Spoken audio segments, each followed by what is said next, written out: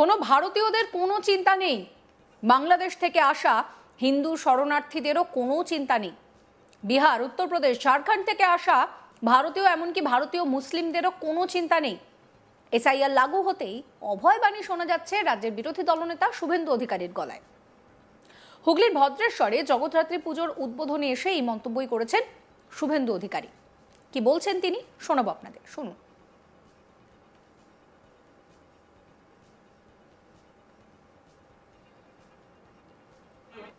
SIR হচ্ছে ত্রুটিমুক্ত voter তালিকা।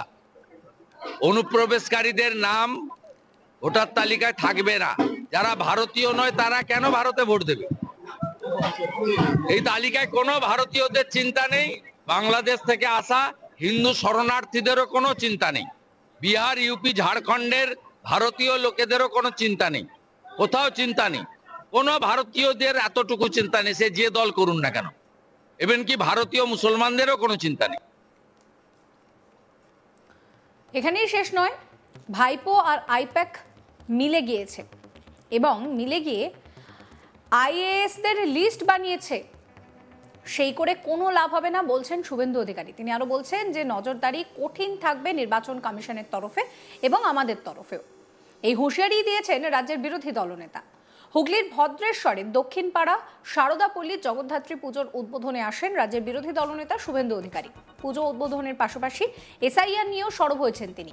SIR যে হবেই তা যেমন তিনি আগেই জানিয়েছিলেন, সেই মোতাবেক এসআইআর হচ্ছে। কেউ কোনোভাবে আটকাতে পারবে না এখন, সেই কথাই শুভেন্দু অধিকারী বলেন।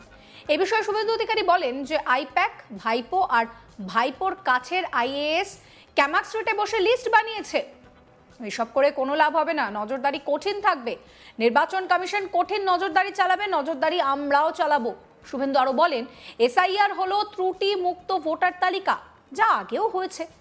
আমরা বলেছিলাম এসআইআর হবে, কোনো ভারতীয়র কোনো চিন্তা নেই, সে যে দলই করুক না কেন। বাংলাদেশ থেকে আসা হিন্দু শরণার্থীদেরও কোনো চিন্তা নেই, এমনকি ভারতীয় মুসলমানদেরও কোনো চিন্তার কারণ নেই। কি বলছেন শুভেন্দু, শুনুন। ওই আইপ্যাক ভাইপো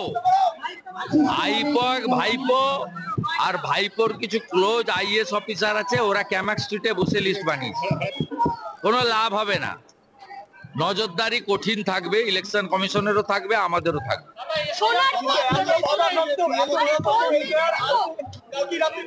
যারা এসআইআর হবে না বলেছিল ওদেরকে প্রশ্ন করুন। আমরা বলেছিলাম এসআইআর আগেও হয়েছে, এখনো হবে। এই নিয়ে আমার কলিগ রাহি হালদার একটি রিপোর্ট দিয়েছেন, সেই রিপোর্ট রইল আপনাদের জন্য। হুগলির ভদ্রেশ্বরের দক্ষিণপাড়া সেই এলাকাতেই জগদ্ধাত্রী পুজো উদ্বোধন করতে আসেন বিরোধী দলনেতা শুভেন্দু অধিকারী এবং সেখানেই এসে একেবারে জগদ্ধাত্রী পুজোর মরশুমেও গতকাল যেভাবে অ্যানাউন্সড হয়েছে যে গোটা দেশব্যাপী এসআইআর হচ্ছে এবং বাংলাতেও ভোটের আগে এসআইআর হবে, এই প্রসঙ্গে কিন্তু সরব হয়েছেন বিরোধী দলনেতা শুভেন্দু অধিকারী। তিনি স্পষ্টতই জানাচ্ছেন যে সার্ভালেন্স সব তরফ থেকে হবে, এসআইআর এ কোনো রকম ত্রুটি থাকবে না, এমনটাই বলছেন এবং নাম না করে কটাক্ষ করে অভিষেক বন্দ্যোপাধ্যায়কে ভাইপো বলে কটাক্ষ করে তিনি বলছেন যে ক্যামাক স্ট্রিটে বসে আইপ্যাক মারফত করার চেষ্টা করছেন অভিষেক বন্দ্যোপাধ্যায়, কিন্তু সেরকম ভাবে কোনো কিছু হবে না। পুরোটাই সার্ভালেন্সের মধ্যে থাকবে, বিজেপিও থাকবে সেই সার্ভালেন্সের মধ্যে এবং তার মধ্যে দিয়ে একবারে এসআইআর সংগঠিত হবে। এবং এই এসআইআর এ প্রথমেই শুভেন্দু অধিকারীর আগেই বলেছিলেন যে তিনি একেবারে মঞ্চে দাঁড়িয়ে ঘোষণা করেছিলেন এসআইআর হলে প্রায় 1 কোটি ভোটারের নাম বাদ যাবে। তারপর থেকে এই নিয়ে কিন্তু রাজ্য রাজনীতির তথা দেশব্যাপী রাজনীতি একবারে সরগরম হয়ে উঠেছিল এবং অবশ্যই যখন এসআইআর ঘোষণা হয়েছে তখন শুভেন্দু অধিকারী তিনি বলছেন যে এই এসআইআর নিয়ে দেশবাসীর কোনো ভয় নেই, কারণ দেশের কোনো নাগরিকের নাম কিন্তু এসআইআর থেকে বাদ যাবে না। এমনকি যারা বাংলাদেশ থেকে এসেছেন, বাংলাদেশের শরণার্থী হিন্দু যারা রয়েছেন, যারা ধর্মীয় উৎপীড়নের কারণে ভারতবর্ষে এসেছেন, তাদেরও নাম নাকি এসআইআর বাদ যাবে না, তাদেরও নাম ভোটার তালিকায় থাকবেন। বরঞ্চ ভারতীয় যত মুসলিম আছে তাদেরও নাম বাদ যাবে না। যারা বাংলাদেশি মুসলিম, রোহিঙ্গা, বহিরাগত, তাদের নাম বাদ যেতে চলেছে এসআইআর থেকে। এবং এই এসআইআর নিয়ে কিন্তু একেবারেই সরগরম রাজ্য রাজনীতি, বঙ্গ রাজনীতির এখন মূল চর্চার কেন্দ্রবিন্দু হচ্ছে কিন্তু এই ভোটার তালিকা সংশোধন। ভোটার তালিকা সংশোধন যে হবেই সে কথা কিন্তু একেবারে অফিসিয়ালি অ্যানাউন্সড হয়েছে, এবং তারপরেই কিন্তু এসআইআর নিয়ে কিন্তু আরোই সুর চড়াচ্ছেন রাজ্যের বিভিন্ন শাসক দলের নেতারা। অন্যদিকে বিরোধী দলনেতা শুভেন্দু অধিকারী তিনি একেবারে সেই পুরাতন কনফিডেন্সই তার মধ্যে বজায় রেখে তিনি কিন্তু বলছেন যে এসআইআর, তিনি যেভাবে বলেছিলেন এসআইআর হবে সেভাবে এসআইআর কিন্তু হতে চলেছে, এবং এসআইআর আপাতত কিছুদিনের মধ্যেই বাংলাতে এসআইআর শুরু হচ্ছে, এবং এই এসআইআর নিয়ে কিন্তু দেশের মানুষের কোনো ভয় নেই, এমনকি দেশের যারা সংখ্যালঘু মানুষ রয়েছে তাদেরও কোনো ভয় নেই। যারা হিন্দু শরণার্থী বাংলাদেশ থেকে এসেছেন তাদেরও ভয় নেই, তাদেরও নাম থাকবে এসআইআর এ। শুধুমাত্র যারা বাংলাদেশি মুসলিম বা যারা দেশের বাইরের ভোটার আছে তারা আমাদের দেশে এসে ভোট দেন, ভোটার কার্ড করে ফেলেছিলেন অবৈধভাবে, সেই সমস্ত নামগুলো বাদ যেতে চলেছে এবার এসআইআর মারফত, এমনটাই জানাচ্ছেন বিরোধী দলনেতা শুভেন্দু অধিকারী। প্রসঙ্গত সোমবার দেশের মুখ্য নির্বাচন কমিশনার জ্ঞানেশ কুমার বলেন, পশ্চিমবঙ্গের ব্যাপারে প্রশ্ন নিয়ে একটা কথা বলতে চাই। ভারতের সংবিধানের 324(6) অনুচ্ছেদ অনুযায়ী রাষ্ট্রপতি বা রাজ্যপালের নির্বাচনের জন্য প্রয়োজনীয় কর্মী নির্বাচন কমিশনের কাছে সরবরাহ করতে বাধ্য। এই কর্মীরা নির্বাচন পরিচালনা, ভোটার তালিকা প্রস্তুত ইত্যাদি কাজে নিয়োজিত থাকবেন। আবার আইন শৃঙ্খলা পরিস্থিতি বজায় রাখার দায়িত্ব রয়েছে রাজ্য সরকারের। আমি মনে করি পশ্চিমবঙ্গ সরকার সেই দায়বদ্ধতার কথা জানে এবং তা পালন করবে। মুখ্য নির্বাচন কমিশনার জ্ঞানেশ কুমার কি বলছেন শোনাবো।